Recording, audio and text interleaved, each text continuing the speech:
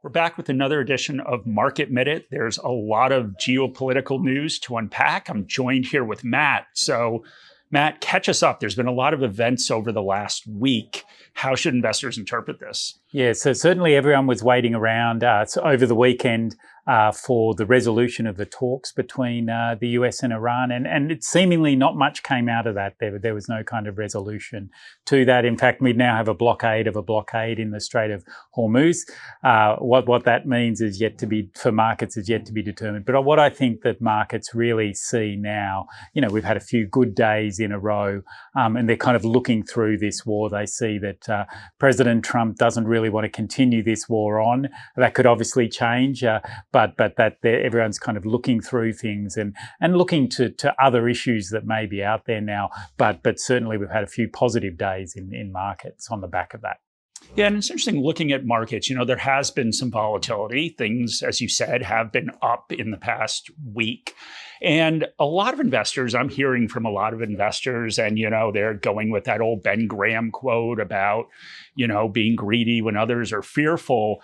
But the market really hasn't fallen that much. So what do you see from a valuation perspective? Yeah, so you're 100% right, Mark. Markets, they've fallen a little bit, but, valuations are still quite high. And this hasn't been a really disorderly sell-off that we've seen over the last few weeks. And similarly, in terms of the bounce back, we've had a few good days, but, we're kind of much a muchness. So markets last year, if you remember back to the tariff announcements, or even going back a bit further to kind of COVID, they were kind of pretty savage, disorderly sell-offs, and that actually created some opportunities in markets where things had been overdone. We haven't really experienced that over the last month since the start of the war. Markets have sold off a little bit, but if you think back to kind of January and February, markets were kind of on a tear. There were some pockets of losses, mainly the software sector and AI affected sectors, but markets were almost at all-time highs, if not at all-time highs in that period,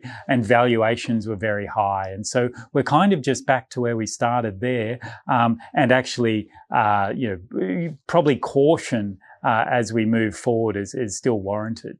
So it doesn't sound like there's a lot of opportunities, but we're still waiting to see what the economic ramifications of this are, what policy central banks will do, inflation, economic growth. What are you and the team waiting and looking for to see if those opportunities come up? Yeah, look, we have taken some incremental risk over the last few weeks. But really, as you say, the kind of economic picture, even before the war, was kind of a little bit fraught. Growth was slowing a little bit, but inflation was increasing. The RBA obviously acted. The Fed have probably put rate cuts on hold, if not started to consider rate rises. We saw some big inflation numbers or higher inflation numbers out of the US last week.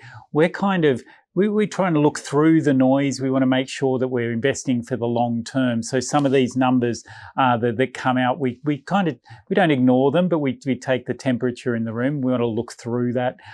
Now, if the markets reacted negatively to some of this, then we may get the opportunity to add some growth assets or some of the areas that we like.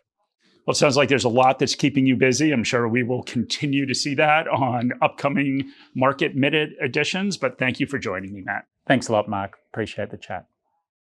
Any advice in this video is general advice prepared by Morningstar without reference to your objectives, financial situation, or needs. You should consider the advice in light of these matters and any relevant product disclosure statement before making any decision to invest.